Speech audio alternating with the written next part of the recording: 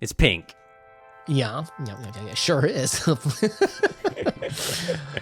Now, I'll say this. So this book, we're gonna do maybe a couple spoiler-free stuff, but there's a ton of videos out for that. We're gonna do a spoiler talk today, right?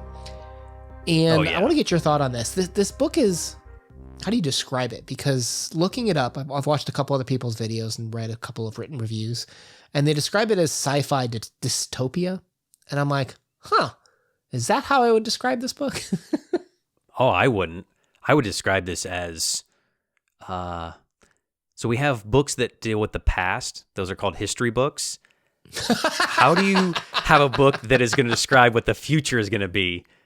Because this is not a dystopia. This is just future book. Well, I think we'd call that sci-fi, right? Like predictive sci-fi. Okay, predictive sci-fi. The author's German, right? So there's going to be some Schadenfreude, just really raunchy.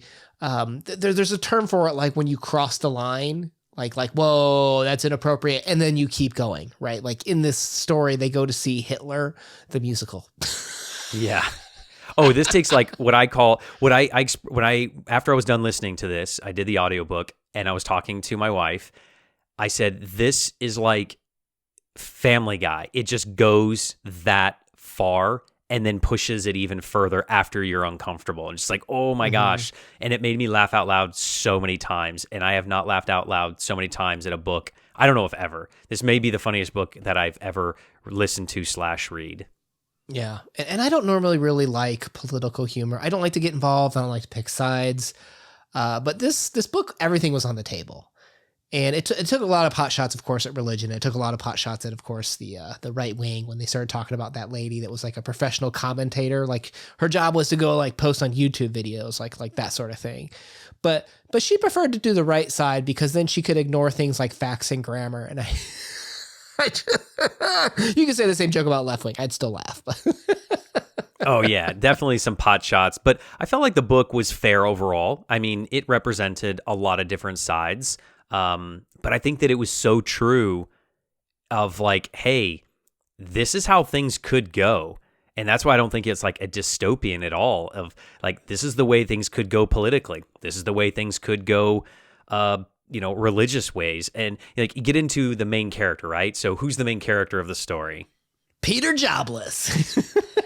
Yeah, his last name is Jobless. And I thought it was so crazy to make fun of like all of time when people like, oh, what's your last name? Smith. Because some dude 1,000 years ago was a Smith, and that's how he got his last name to differentiate because everybody was named, out of the Bible. And I think that's hilarious. Mm-hmm. Well, and you had the character Martin Board, right? Because his dad was a board of trustees member or something like that. Yeah. And it was like, it was longer than that. It was like Martin Older board member of the committee. I don't know, something like that. But you get the commentary too that also like, passing name down generation to generation, Bible or not. You see how the jobs are even passed down generation to generation in some regards too in this story. Yeah, a lot of nepotism in this story too. And I don't know if that's a call to Germany or because I felt like a lot of the story for Qualityland was, and again, maybe I'm just taking it personal, and I was okay with it because I was laughing my ass off the whole book, so it was fine. But I felt like he was taking a lot of shots at America and the influences, maybe would be a better way of saying it, of the influences of America on the world as a whole. But I was fine with it because, like, of nepotism in our society, of, the billionaires and millionaire families that continue to hold power and influence. It's so good. So good. Yeah. So we have the humans we've talked about, but we also have the androids. There's also the character like John of Us that was running for to be a politician, president. Right? Yeah. Yeah, he's running to be president of the country. And you get to be president now until you die, which I thought was very interesting. Well, you get to be...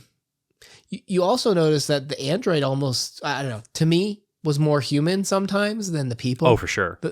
Like the best was when they're like, dude, do the Independence Day speech because John of Us looks like Bill Pullman, which is hysterical to begin with. So I just think it's funny.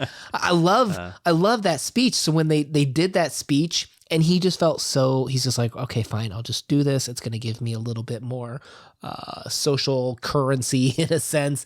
And the people are just like eating it up. And I'm like, wow, like, the machines are almost like more empathetic and like emotionally intelligent than the humans in this story.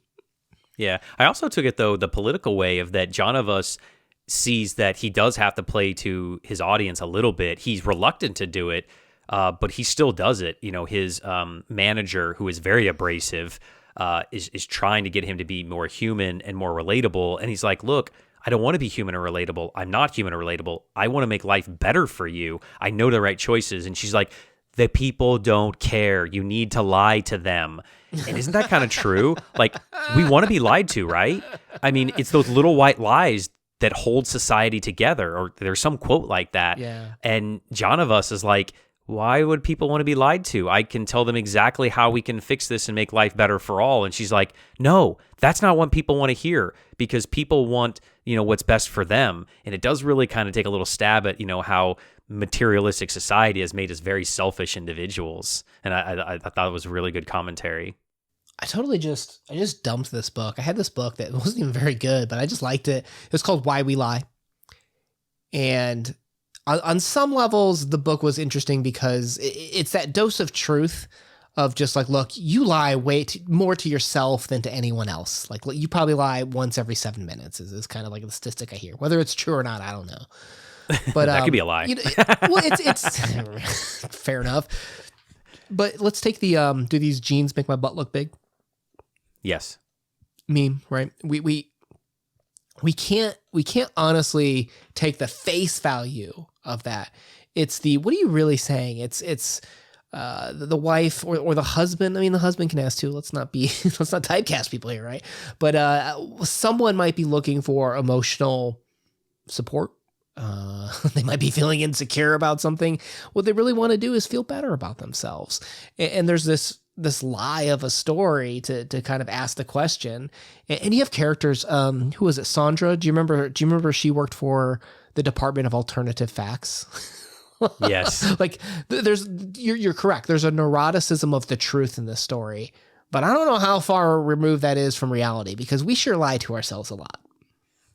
Yeah. And you brought up a really good point, you know, that we want to be, you know, we want to be lied to, or we want to be made to feel better. And I can't remember her name, Martin's wife, who he's like a very pervy, huh? Is that Denise? Yeah. So Denise, like he got her pregnant when she was like 17 or 18, and he got stuck with her because he had to marry her, or there had been a big scandal. And he's like, he pervs on the little girls at his job, and he's just a sleazeball. But you'd mentioned the robots are there. John of Us was more human. Who are the two people that Denise turns to for the support and the help and the love and the kindness? Her AI best friend on the computer and her robotic nanny. And I thought, wow, isn't that so true nowadays that when we're alone, where do we turn? We grab our phone and we go to Facebook, or we go to some electronic. We go to video games or a movie for escape and for pleasure to feel better. And I was like, dang, man, this guy gets people. He gets life.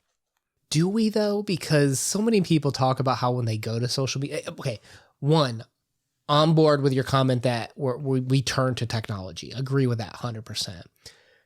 When you say we go there to feel better, do we? Because how many people, one, it's the dopamine hit. But yeah, I think we do. I do believe we think we feel better because we get that dopamine hit when we get the comments, the notifications, and we go back. Stuff like that. Yep. You might date yourself a little bit there by talking about Facebook, just saying. But okay, well, I can't talk about TikTok because you'll make fun of me.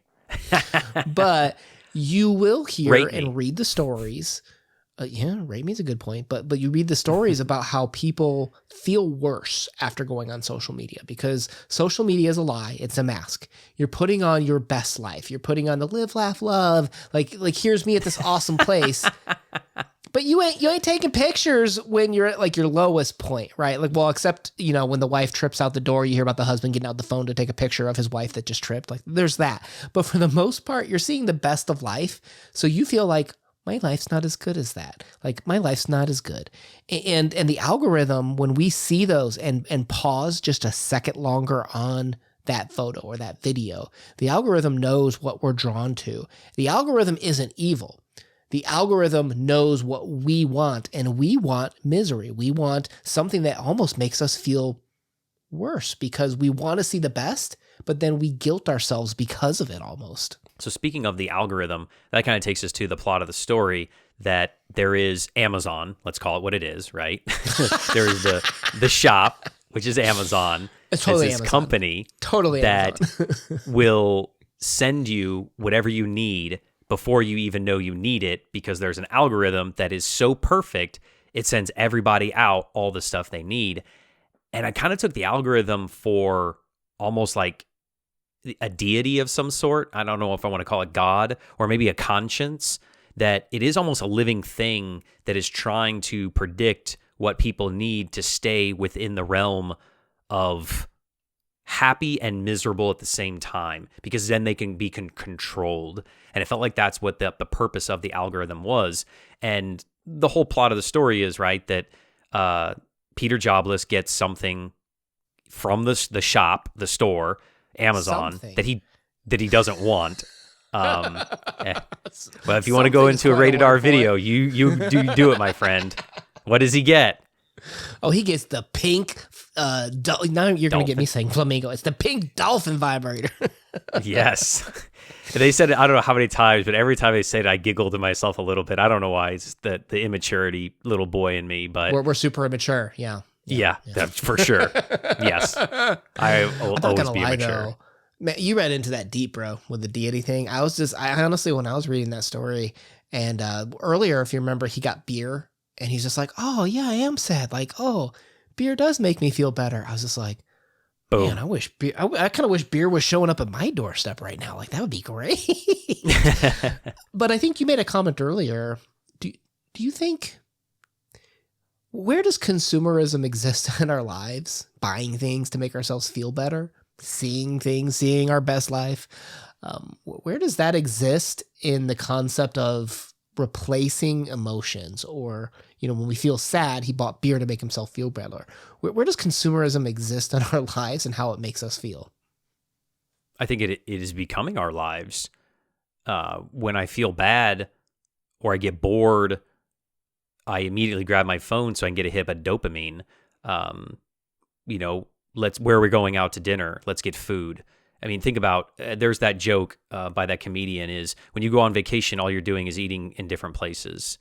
I mean, all it is consuming something of one sort or another, whether it be food, social media, buying clothes. All it is just trying to, and I don't want to get philosophical, but it's trying to fill like that empty void in your heart, your soul, your whatever, because you're not content with whatever is going on in your life. And we see that in Peter Jobless. And the only time he finally feels content is when he makes another human connection. He has all these like droid robotic friends, and he saved them. He's done the right thing in the story because he's a machine scrapper.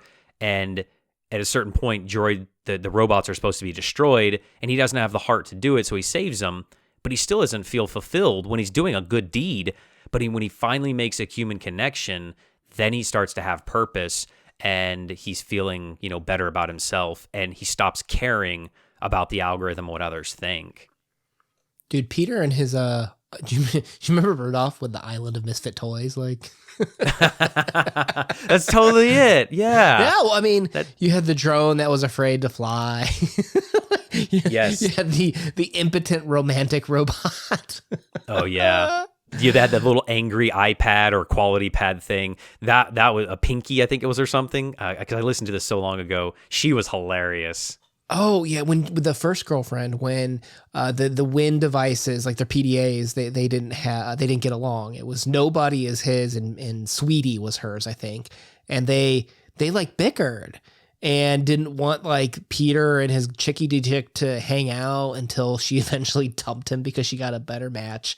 Yeah. She totally swiped left on Peter. I'm just saying, but but isn't that well, how symbolic is that though? Like we joke like, oh, that's ridiculous, but doesn't that kind of happen sometimes where we upgrade our partners? You ain't got to admit it to me. Let's look at other people and judge them. It's certainly not us, right? It's those other people. But you do see those people where okay, you brought up a comedian earlier. I'm gonna bring up Chris Rock. He talks about how, when guys get a girlfriend, it's like, oh, what she look like, bro? And Chris Rock can do it because he can get away with it. I can't.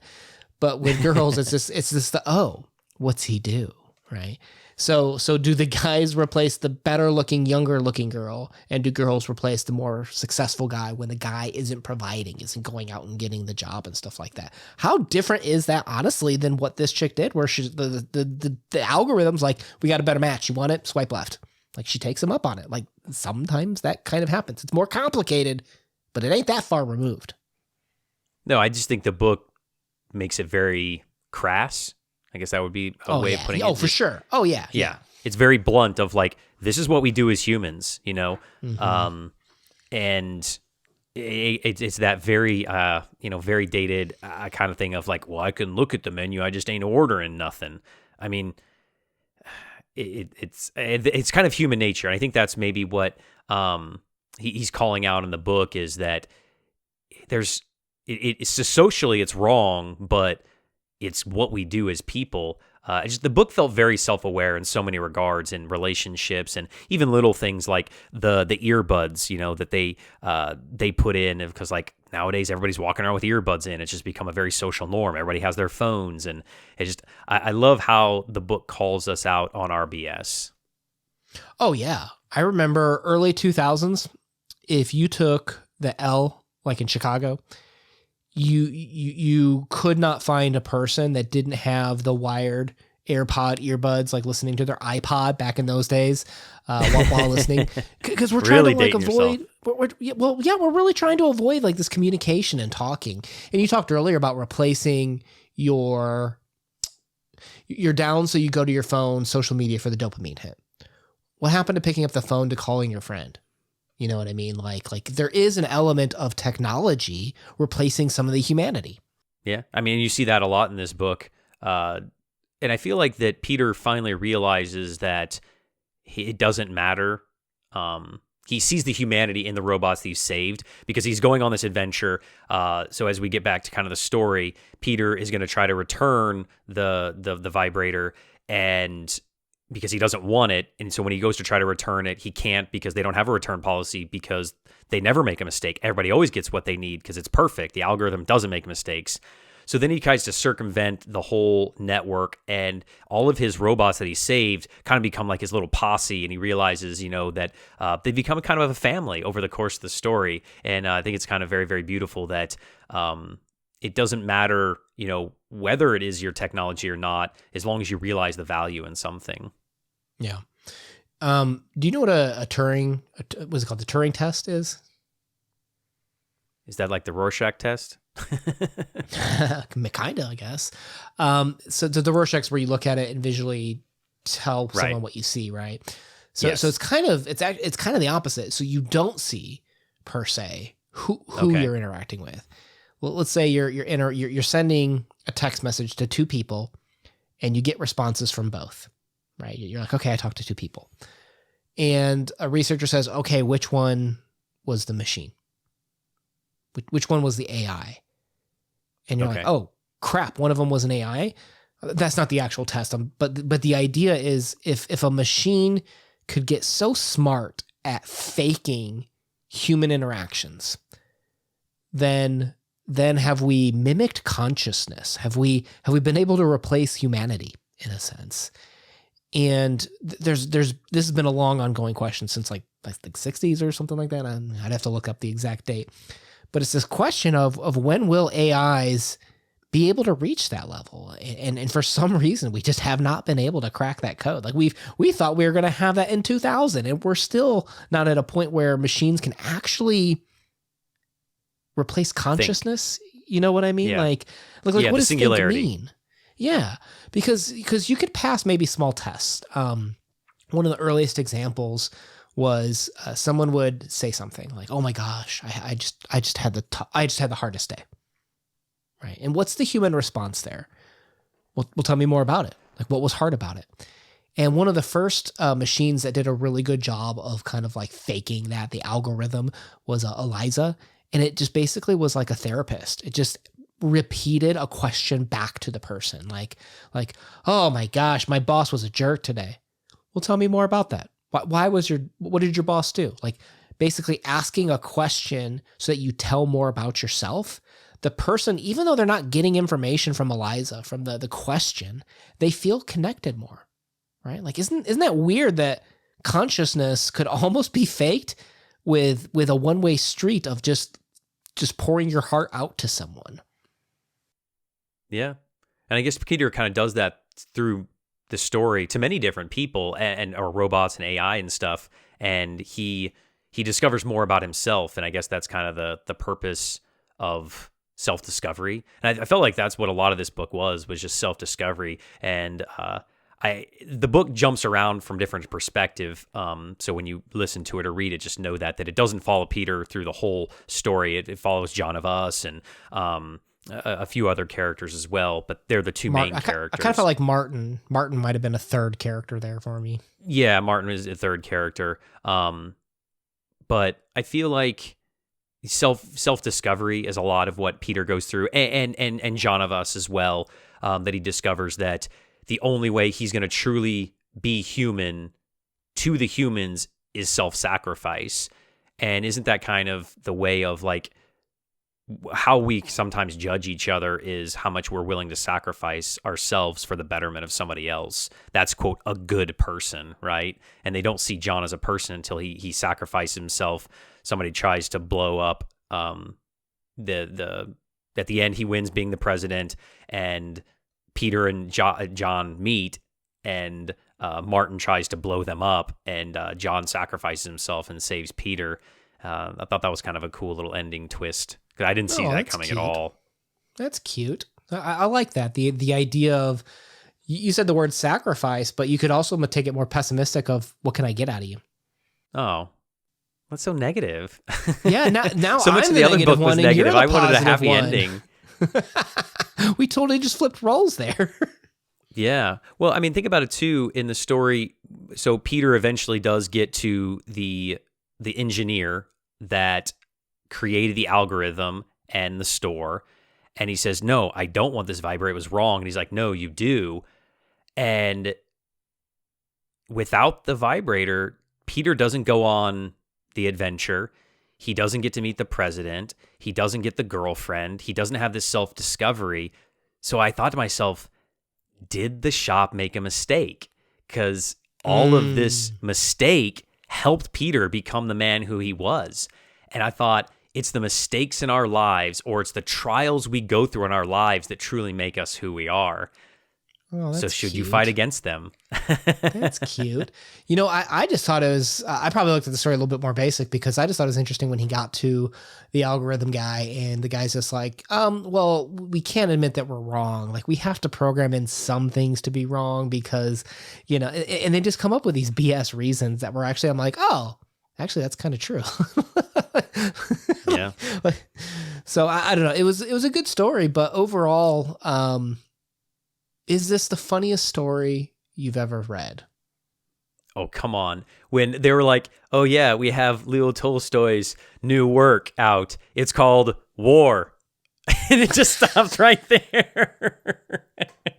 It was so and funny. Remember well, and then they referenced a couple of literatures that we've read, right? And so they mentioned how, was it Calliope? She copied Anna Karenina, but nobody wanted to read it because it was too boring. Oh yeah, like there's some good digs in there as well. I don't know. I felt myself laughing out loud, and maybe it was the narrator that did a great job. But like even the little commercials in between, I just felt like there were so many digs in so many different directions. I was just cracking up the whole time. And maybe it's not the funniest book ever, but it's one of the funniest books I've ever read, and I highly recommend it to anybody for a good brain candy read. If you need a break from life, you're gonna enjoy yourselves through this book. So is the ultimate irony that if at the end of this video, we ask the audience to rate me. If we're not a 10, then you need to fill out this questionnaire of what we need to do to improve your experience here at the CodeX Cantina. One of the commentaries we didn't talk about is the economic commentary that if you're super rich, you get to be up in the 90s and you get away with all these other perks. And that's really how it is in real life. And if you're dirt poor, then you're going to struggle a lot more through life and you might be a 13 or something. You give up your rights to be searched. Yeah, like there's all these crazy things. I'm thinking, oh my gosh, like that's really how society is, because some people are 99s and some people are literally 9s of how we're treated differently in society. This book has so much besides just the humor, political commentary, social class, technology, religion. So many things are brought to life here. It's just one that we could talk for about another 30 minutes, but I feel like we do a disservice to the book. Just go listen to it or read it, please. Algorithms, consciousness, the secret to life. You'll find it all in this book. Very entertaining read. Highly recommended. My name's Benuna. Crypto YouTuber.